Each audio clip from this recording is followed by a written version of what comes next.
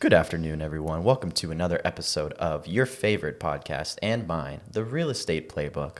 We're coming to you live, not live, pre-recorded from Tampa, Florida, on another beautiful Sunday. Today I have a very special guest for you. This is her first time on the show, and we're happy to have her. Happy to introduce Natosha Scungio. How are you, Natosha? Thank you. I'm good. Good. No complaints today. Applause. Yes. So, Natosha, thank you for stopping by. How are you on this fine Sunday? Good. Busy. Yes, you were just telling me about your very busy day, which, I feel for you. Yeah. But I appreciate you making the time. Natosha, for the people out there who are like, who is Natosha? Could you tell us how you got your start in real estate and how you kind of got to where you are today? Yeah, absolutely. So I was a hairdresser for 12 years on the East Coast of Florida. I worked at a salon for about 10 years, and then my husband and I started dating. We started a family really quick, and I think just when kids came into the play, I decided I needed to do my own thing. Ran my own salon over there, a little studio for a couple of years, and he got a new job. We moved to the Tampa area, and when I moved over here, back up a little bit, I had always been thinking about doing real estate before we started our family. It just was always in the back of my mind. I hate to sound cliche, but like watching HGTV. Yeah, I get that a lot, yeah. Yeah. I also have a background in art and design. I used to sell paintings. I used to do murals. I have a little bit of interior decor background. Anyways, long story short, I've just always thought about real estate. And when we moved over here, it was kind of like the perfect opportunity to pursue something I've always been thinking about. I just got my license during nap times with the kids, and I kind of just fell into it. It was just something I always wanted to do, and I just went for it once we moved over here. That's a very common tale that I hear. It's just like on a whim one day, you're like, let me try this out. And then it just happened to work out. So I love that. Yep. Did you know anybody that was in the career before you got your start? Anybody that gave you any like advice or anything like that? Yes, back home. So over on the East Coast of Florida, I had a girlfriend who we grew up together, and she is 4 years younger than me and just killing it in real estate. Nice. And I always watched her on social media and Instagram and like everything, her production and everything she's doing at her age. And I'm like, I kind of like idolize you. Yeah. So when I got licensed, I reached out to her for some advice, and she's actually kind of the reason she put me in touch with Joe. Or her broker put me in touch with Joe. Nice. And kind of the reason I landed here. Shout out to Joe. Yeah, right? So if I can ask Natasha, how long have you been licensed / at the brokerage now? I've been licensed since July of last year. Nice. And I've been at the brokerage since November of last year. Nice. Yeah. So right over a year. I'm sure it's been a very crazy year for you, right? Yep. So we talk a lot about on the market. We talk a lot about the market on here and its shifts and stuff. I think you probably got in at a good time compared to some of the people that sort of got licensed right at the start of the pandemic and were dealing with that insanity. And I feel like it started to taper a little bit right around when you got licensed. Yeah, it was still pretty crazy. Still pretty insane, yeah. Very recent But that yeah, we're experiencing these swingbacks. Yeah. What kinds of things are you seeing these days versus when you first got licensed that have made you kind of shift your game a little bit? I do feel like around May of this year, I saw just a different, just a shift in like seriousness of buyers. Like I felt like people, rates were changing, people were window shopping a little bit more. I just felt like there just wasn't as much seriousness. So I was like, I need to get creative. And, I really went into how to market myself and how to start working my sphere and get that machine kind of oiled. So I feel basically kind of when I saw that shift, I was like, I need to change something. I need to change my mentality on things. The leads were great, but they were changing a little bit, and I didn't want to rely on them as much. So I was like, how can I get creative and start pulling in my own clients that really connected with me, and I know they want to buy because they chose me. So I would say, yeah. Focusing a lot on like building the sphere out kind of. Yeah. It's tricky, but that's where a lot of the money comes for real estate agents. Yeah. It's so funny you brought up HGTV too, because on a whim, my girlfriend decided, let's start watching this Selling Tampa show. Have you seen or heard of this at all? Yes. So It's funny. I always, like, people ask me why I got my license, and I make a joke. I'm like, oh, I watched Selling Sunset, and I just figured it'd be fun to dress like that and go look at mansions and Right. live the bougie life. Just like drinking cocktails, flirting, all this other stuff. Heck yeah. Right up my alley, but that's not it. Yeah. That's not it. Precisely. So we're watching this, and I'm just like, yeah, this is, you know, I know, obviously I know a lot of real estate agents, and none of it is like this. Maybe for some people, I guess. But the thing that we ended up talking about is she's like, how do people get these like ridiculously high priced listings? I'm like, well, in this case for the show, I'm sure like the producers help out in some way. Yeah. But I was explaining to her the concept of like how huge referrals are in this business and how much they fuel y'all's or what's the word I'm looking for? Income, really, and growth of your network. So that's definitely good that you're focusing on that, I would think. It's a good long-term strategy. Yeah, that's good. You talked about you were a hairdresser for a while and you had your own salon. I've always seen like hairdressers as sort of like entrepreneurial individuals, right? Because maybe I'm reaching here, but I think it's kind of a similar business model to like the real estate brokerage where like, sure, there's a boss, but like you have your own clients. And it's very similar. So did any of those skills kind of translate to the real estate career? Absolutely. I would say, so because I was in the industry for so long, my clientele was for about 10 years. I mean, I've been doing these people's hair. They became family. I went to baby showers, weddings of theirs. And I just really love that side of being an entrepreneur and working in a clientele-based industry. And then when I started seeing that it was possible to do this in real estate too, and then kind of what fuels your business is making those deep connections and really like lifelong clients. Like everyone that I've done a transaction with, I try to follow up with. I still text. I find things that things that stuck out during the transaction that I know that like they loved or just something that I can kind of keep in touch with them about. And I'll reach out to them and be like, oh, hey, look, I had a client who was obsessed with birds. Anytime I see birds, I like it's so silly. But like I'll take a picture and send it to her and just be like, hey, That's thinking funny. of you. So just, the similarity of building kind of a lifelong client is something that I had in hair, and I am striving to have the same thing with real estate. So the referrals come in from there. That's awesome. Kind of oil the machine. Absolutely. Yeah. You also mentioned, Natosha, how you are kind of focusing on marketing yourself a lot more these days. And that brings me to another question I wanted to ask you, which I think your name actually came up when I was doing the episode with Tabitha, which we were just talking about before we started recording. And we were talking about social media or marketing yourself or something along those lines. And she's like, who's been killing it? It's Natosha. I'm like, you know what? You're right. Because I think I follow you on Instagram and I have you on Facebook and stuff. And I'm always seeing you're posting videos and closings and that sort of thing. So is there something that made you really think, I got to like put this into full gear? I got to go into overdrive on the social media? And or do you have any tips for people that are trying to start that up for their own business? Yeah, I mean, like I mentioned before, when I started seeing kind of the shift in the buyers and just their interest, and that I just wasn't keeping people's interest, and like leads would come in, and I just wasn't converting them as quickly as I was when I first got licensed and when I first came into the industry. So I just was like, I need to get creative. I really need to get myself out there. The more exposure, the better. And it's kind of addicting So as true. well. Like, I mean, it really, when you start seeing it work, you're fine. When you start seeing it work and you start getting clients reach out to you and so, like on social media saying, hey, I have a friend right now. She's like, hey, my aunt's looking to buy. Not right now, but I put her in touch with you. And you just really start. And then I have another, actually an older hair client of mine who now wants to buy. And she's actually getting pre-approved with Aaron. She reached out to me on social media. So I feel really ramping up your social media and just getting the exposure and constantly being put in front of people and constantly connecting. I mean, I look at social media as a form of networking. Absolutely. Like you're actually technology-based networking. I go on like all the restaurants in Tampa, any area that I'm looking to serve.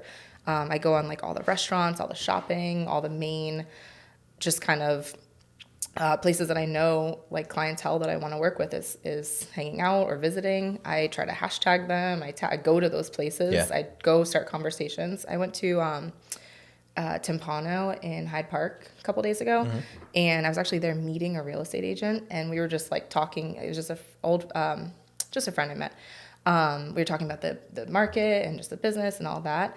And as soon as he left, I was like, well, now who am I going to talk to? So I started talking to the bartender, and she's looking to buy a house. Oh, well, look so at I that. gave her my card, and Yeah. we got into a deep conversation about the market. And I just think, sorry, I kind of go off on tangents. No, that's what we're here for. Yeah.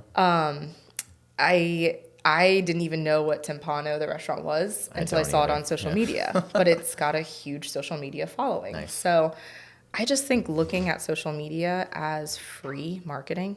I Let's thought I start heard there. somebody come in. Sorry. Oh, no. If you look at it as just a free way to get yourself out there and really network, make connections, it's very time consuming. That is one thing. Like, I've had a lot of people approach me and ask, like, hey, what can I be doing differently? Or how can I, like, ask me, like, how can I help? I'm like, listen, you have to devote your time. You have to be, I mean, I try to like block out. I mean, obviously you're sitting there scrolling when you're not doing anything, but I do try to block out a couple chunks of like a couple hours out of my day to really focus on either posting a reel, making connections. I message people. I'll just reach out and be like, hey, you looking to buy a house? Like, I saw you like newlyweds. Like, if I know somebody just got married, I'm like, oh, you guys buying a house anytime soon? Congrats. What's next? Yeah, kind of, in a non-creepy way. Right.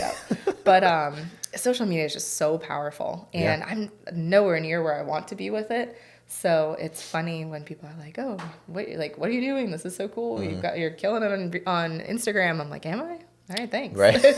But once you start seeing those clients come through and it actually working, like doing the videos and the reels are worth it. Yeah, so. Absolutely. You made me think of so many different things that I now Sorry, want to ask I you will about. go off on tangents. Listen, like I said, that's what we're here for. The first thing was you were talking about like keeping your face, your business front of mind for people so they recognize that you're a real estate agent. And anybody who watches this show knows that I love to reference past episodes. So I'm going to do that right now. Jordan Praise was on here, and you know, he's big, you know, Jordan, physically and in the real estate game. He's a very tall guy. Yeah. But he was talking about social media, and I guess before he really got into the real estate career, he was a basketball player or a coach. And so everybody in his circle, his network, knew him as Jordan, the basketball player. And he's like, now I have to flip my branding and start posting real estate stuff so everybody knows I'm Jordan, the real estate agent, not or Natosha, the hairdresser. Now I'm Natosha, the real estate agent. So I think that's super, super crucial. And then the other thing, like you said, it's free. So use it. Why wouldn't you do it, right? I mean, and I think one thing on that, I actually was talking with Sherilyn, my team lead, about marketing. I'm like, God, I'm not doing any marketing. I was getting so frustrated one day and like kicking myself for not sending out mail outs yet. And I mean, I'm newer to the industry, so I've got a number of closings. I've got enough numbers of closings now where I can use them to market. Yeah. I was kind of waiting for production to happen so I could be like, hey, listen, I've done stuff. Let's send out mail outs. But then I thought about it, and I mean, mail outs are great, and I still want to do them. But I'm like, wait, I am doing marketing. Right. It's just all online now. Yeah. So it was just funny how that kind of clicked. The new school. Like, maybe I don't need to do mail outs yet. Like, I'm getting clients from Instagram, not Instagram, but even Facebook. Like, the neighbors have reached out, stuff like that. So that's awesome. I love to see that. Yeah, we were talking. Man, I wish I could remember who I was talking about this with, but just the different types of marketing and like the old school versus the new school. And I think you know, whatever works for you is what's going to work. It was Gio actually. He was talking about cold calling. Yeah. And he's like, it's not for everybody, but for some people that might be your niche. So same thing with social media, I suppose. I feel like I cold call. Not cold call, but I mean, I follow up heavily with leads. Yeah. So like I'll pick a day to sit down and just call everybody in my database and be like, hey, even if you don't need anything, like what's going on? Yeah. How's your day going?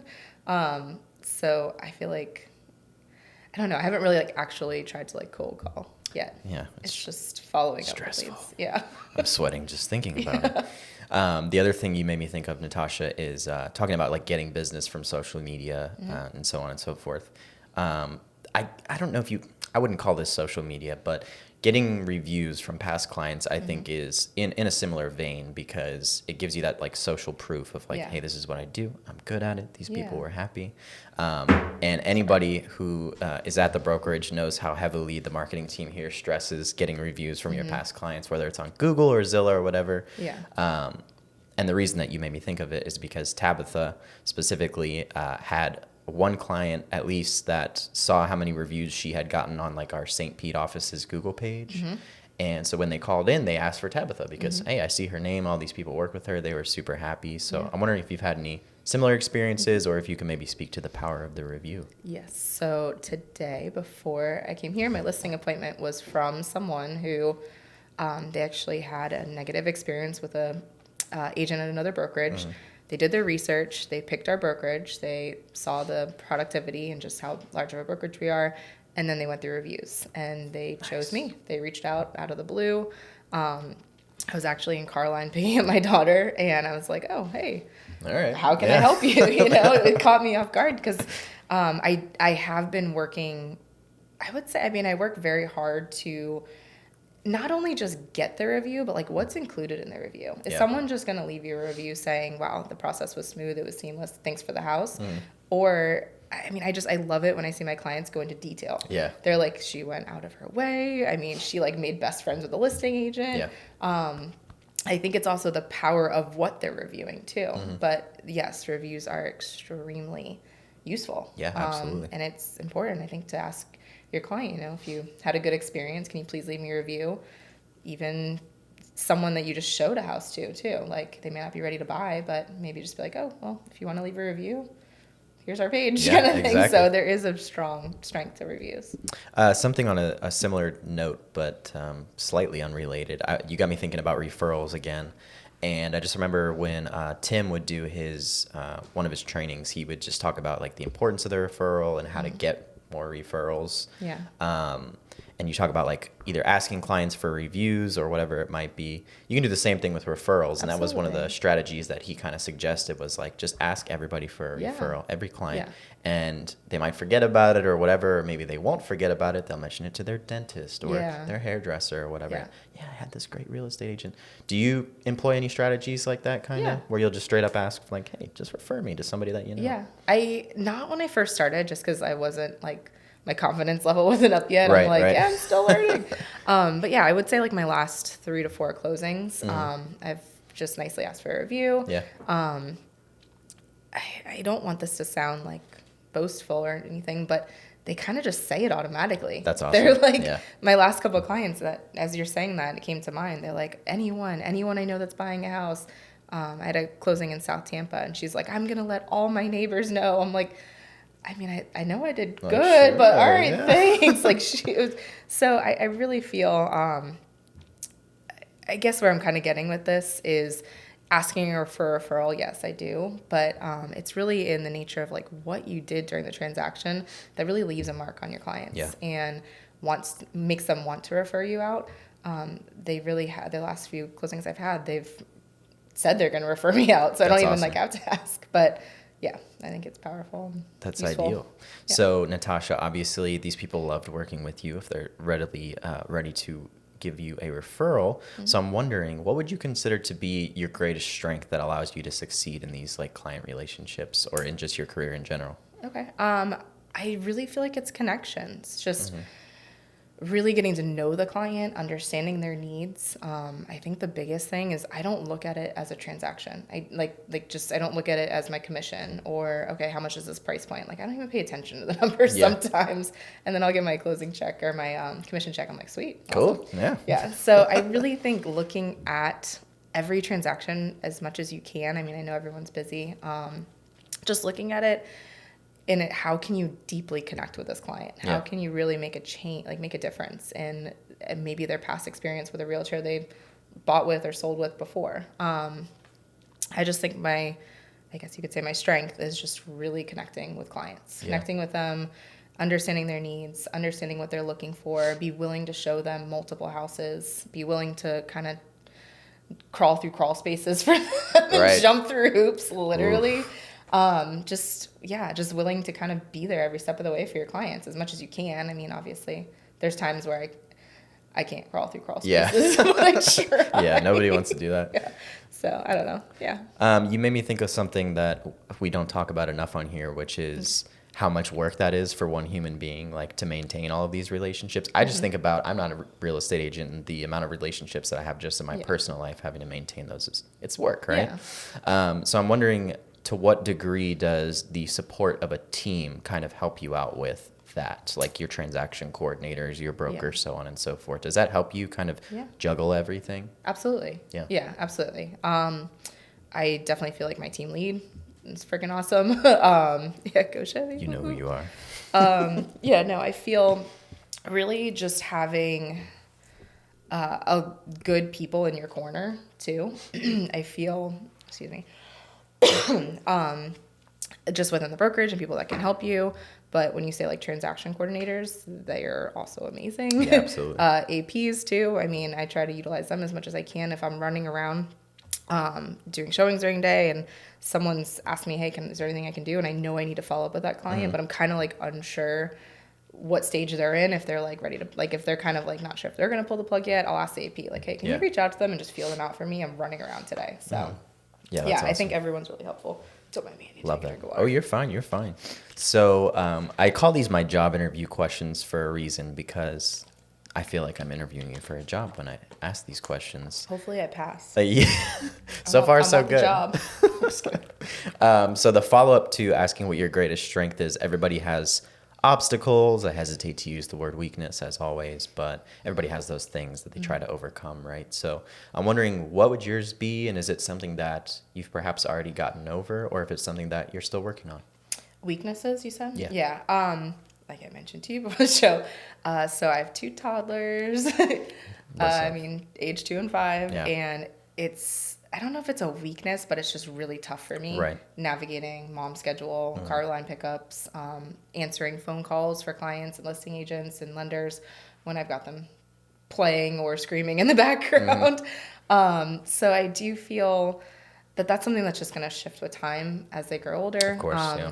I do feel like my weakness is I'm constantly like apologizing to people too. I'm like, I'm so sorry. Like there's chaos in the background, but I can still hear you. Don't worry. Yeah, absolutely. Let me put my noise cancellation headphones on and I got you. These are great. Listen. Yeah. So I guess you would say that's my weakness. Yeah. And just still learning. I mean, Yeah. a year and a half or a little over a year. I mean, I'm still new to the industry. Yeah. I'm still learning things Absolutely. every day. And I probably still will for a while. Oh, yeah. Yeah. But definitely. Yeah. I have a lot of respect for you, Natosha. I can't relate to you in that sense, obviously.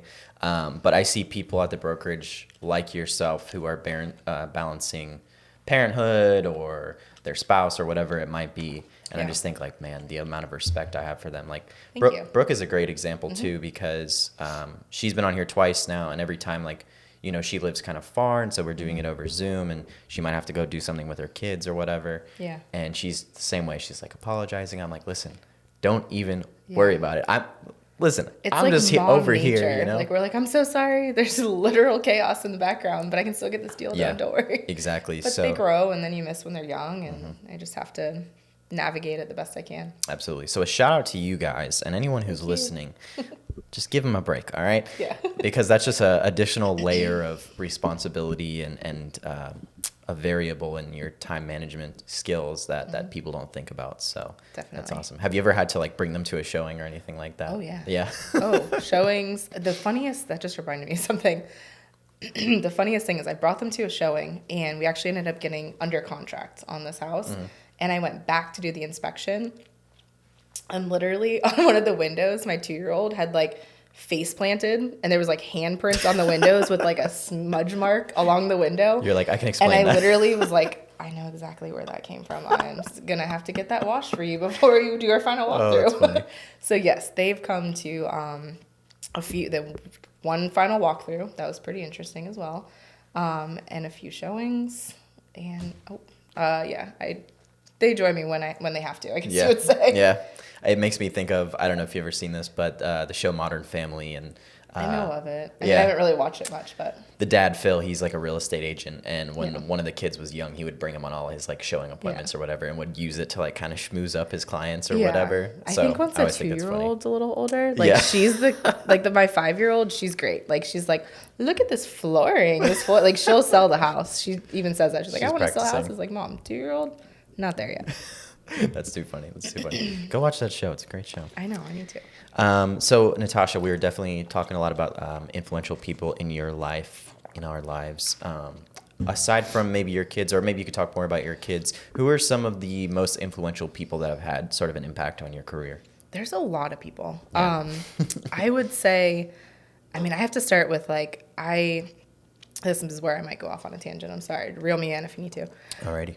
So I was at Remax before 54, and I remember like sitting down with Joe, and I was telling him like how I was feeling as a new agent, And he described it like you're literally stranded on an island Right. trying to do real estate. So even when I was sitting down with him at my first interview, I like in my head, I'm like, what do I have to lose? You know, I'm stranded on an island at Remax, not doing anything, not closing deals. So I signed up, and I didn't even read the paperwork. Sorry, Joe. I just signed. I'm like, I'm in. It's like the terms and conditions. Yeah, terms and conditions, yeah. whatever. It's better than what I'm doing now. I just didn't realize like how much I was signing up for. I mean, once I joined the brokerage, everyone was just so nice. Like I immediately made friends. And we kind of have like our girl gang at the brokerage. And I feel like the girl gang I have to thank. Yeah, like they absolutely. are the reason I am here right now. Like, and where I am, everyone, you all know who you are within the girl gang. We've just helped each other tremendously. And it's incredible. It's just really cool that a newer agent, like we're all in it for the same goal. We're all trying to close deals, but it's a competitive market. So like to have people just welcome you in and be like, listen, I'm here to help. I'm here to answer phone calls. It's insane. It's amazing. Yeah, I love to see that. I definitely see that with you guys for sure. And it's such a nice thing because you hear all these horror stories and all this negative talk, even you know on like the TV shows that we were talking about, where it's just like. Well, yeah, I mean it's a competitive industry, and I mean don't get me wrong, like we're all trying to close the most deals and sell the most we can, but just to know that like they're literally there for like anything, they're there to help. It's just really cool. Yeah, it's got to be a nice like safety net. Like, well, if I don't know the answer to this, somebody can help me out. Yeah, that's awesome. Yeah, so them, and then I have to say my husband, really helpful. He's been in the business. He's a pilot and he's in aviation, but he works with a lot of investors and businessmen. So it's like he's been dealing with that clientele for so long. Yeah. I go to him for a lot of questions. I'm like, all right, so how do I deal with this type of client? Like, how do I deal with that? So I've got good people in my corner. It's going to teach you how to golf. I'm better at golfing than him. Come on. Sorry. Burn. We went to Topgolf, and I don't know if it was like the whiskey, but I was killing it.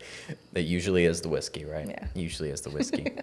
Natosha, this is one of my favorite questions to ask because I get fun answers from people. If you weren't doing real estate as a career, if you weren't a real estate agent, what would you be doing alternatively? I mean, no, I'm just kidding. So there's so many things. I know, so many possibilities. I really want to start investing in real estate. I want to own a few Airbnbs. I would like to start flipping with my husband. We're currently flipping our house that we live in. Nice. Room by room. He's doing all the handiwork, most of the handiwork himself. So I see myself doing that in the future. That's what I want to get to. So I guess you would say that. I also, it's so funny. I have this like weird thing in my head that I want to, when I'm like in my 50s or like close to retiring, I want to go to culinary school just for fun. Oh, yes. And just be a chef, just to be a chef. Oh, dude, I can. Like, I love cooking. I love that. I support that dream because you. I'm the same way. Yeah. I was like, if I could go back to school, this is probably not the best career choice. Like, it's not what I want to do to like make money and buy a house and really like build my retirement, but like literally just for fun. Yeah, yeah. So there's a bunch of stuff. Such a good skill to have for sure. With the investing stuff, that's cool because it's something that you can do concurrently while still running your normal real estate business. Yeah. This is going to sound like a really silly question, but is that a hard thing to get into for most people? Does it help having the background of being a real estate agent, you think? Yeah, definitely. It's kind of why I got into real estate, right? Because it is kind of my end all goal is to own a few properties, have multiple sources of income. Like I had mentioned before, I have a background in like art and design, and we're currently flipping art. Like I love interior design, interior decor. You come over to my house, I mean, it's crazy. There's all sorts of cool stuff going on. So it really, being a real estate agent is kind of the first step, I feel, to get there. And then I would love to incorporate being a residential agent and still working with clients into also investing. So it's kind of like step 1, step 2. Yeah. Step 3 is kind of flipping. You're going to need an even bigger team, Natosha. Yeah. I need some more people in my corner. Exactly. Maybe some GCs. I have a slightly off topic but fun question for you that is widely debated with myself and my friends. Okay. Having an art and design background, and this is, again, totally off topic, so forgive me, but can money buy taste, Natosha? No. Definitely not, right? Absolutely not. And that's the bottom line. Yeah, no, definitely not. People with money need help. Yes, exactly. Still too. And that's why there's people like you in the world. Yes, Precisely.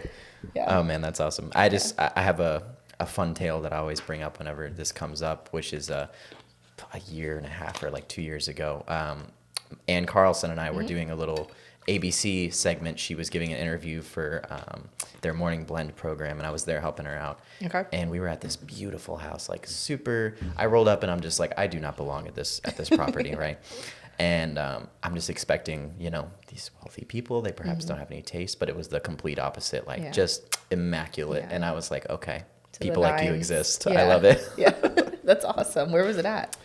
It was, man, I wish I could remember the name of the neighborhood, but Tampa area?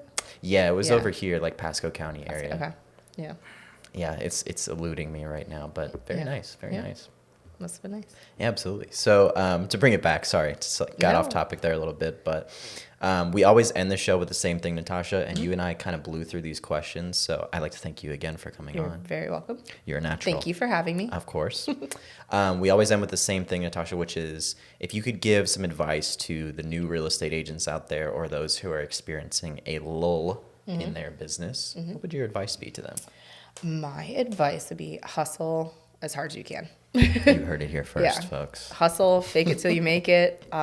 Just Love that one. Constantly be waking up. You know what? Okay, I'm going to go off on a tangent. Do it. So I listen to audibles, like if I'm folding laundry or just doing house chores, I'm always listening to audibles. Who can I learn from today? Yeah. And it's again kind of cliche, but like I listened to Grant Cardone's The Millionaire Next Door, I think was him. I forget. But I listened to everything, like Millionaire Real Estate Agent. I listened to just anything real estate. What to Say in Real Estate is another one of my favorites. I forget who writes all these. But there was one saying or quote Grant Cardone has is he wakes up every single morning and he says, "Who's got my money? Who's got my money?" Who's got it? Literally, like every morning I wake up and I'm like, how can I make money today? Yeah. I mean, I'm not in it to just sit around. Yeah, this is an absolutely. industry. Yeah. I mean, you're an entrepreneur. You're running your own business. What are you gonna do? Wake up, like stretch, and just think about it? No, you have to wake up every day grinding. So I feel like as a newer agent, I struggled with a lot of fear in the beginning. Yeah. Like, because I'm also type A, a little bit of a control freak. So I don't like to be wrong. I don't want to give wrong information. And that was a huge struggle for me, was like, I'm going to just fall on my face my first couple deals. Like, how am I going to figure this out? Again, I was at Remax where I didn't have a lot of help. But now that I do have help, that's different. But I remember when I first joined, I was like, okay, so what's this taking leads thing? Yeah. How does this work? Like, do I literally have to call them right away? Like, I just had no clue what I was doing. And I sat there in fear for maybe a week once I got my leads turned on. And then one day I was just like, screw it. I just got to go. You just got to hit the ground running. Jump and in I the pool. did. I literally took, I don't know if I maxed out my limit for the month, but I just took as many leads as I can. And you have to just hit the ground running and just I think of it as like a wheel. You really have to oil the machine, get the wheel turning. And just at the beginning, you have to work hard. You have to try really hard. And I hit the ground running and I got 3 contracts in my first month taking leads. It was, I don't even know how I did it. I think it was a market too to thank. It was very crazy back then. So just don't be fearful. Don't let fear eat you up. Wake up every morning trying to hustle as hard as you can. Connect, network, find clientele. I don't know. Yeah. Work hard. Definitely. It's hard work. Mike Peoples called it the first lead jitters when the new agents come on and they don't want to claim that first lead because then you're like, what do I do with it now? Yeah. What do I do my God. now? I'll never forget my first lead. I'll always remember him. Mm-hmm. And I called him, he didn't answer. And then he called me back at 8:30 at night, 9 o'clock at night on a Friday. And I could tell maybe he had a few, I may have had a glass of wine. And we just talked for 45 minutes on the phone, not even about real estate. And I'm like, is this how it works? Right. Is this what my leads are going to do? It was so crazy. I could get behind this. Yeah. I could do this. He ended up not buying, but it was just funny. My first lead. Good practice, right? Yeah. That's awesome. Funny. My friend, that is all the questions that I have for you today. Thank you. I want to thank you again for your time. Absolutely. I know you're busy. You got a lot to juggle. No worries. Is there anything you want to promote, like your social media handles or anything like that? I'm Natosha. She's Natosha. Period. Scungio. Period. Realtor on Instagram.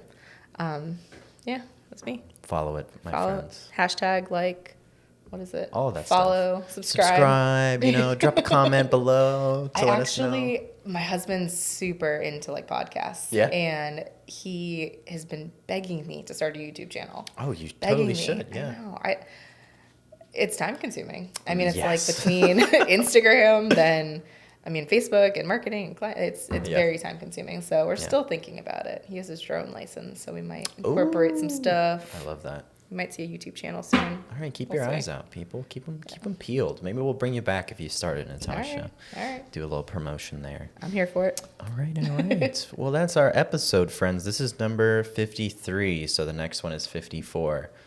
Like 54 Realty. Ooh. So clever, right? I like it. I don't have any announcements this week. I would just like to encourage you to subscribe, follow, all the things that we were just joking about a second ago here. Do all of it. Do all of it. We love it. Yeah. At the Real Estate Playbook on social media, you know the drill. Guess what? I'll see you next week. Take care out there. Love yourself. Yeah. Yeah. Yeah. Toodaloo. Farewell. Toodles. I was trying to think of something clever to end with there, but it just didn't come in the moment. So. I get nothing.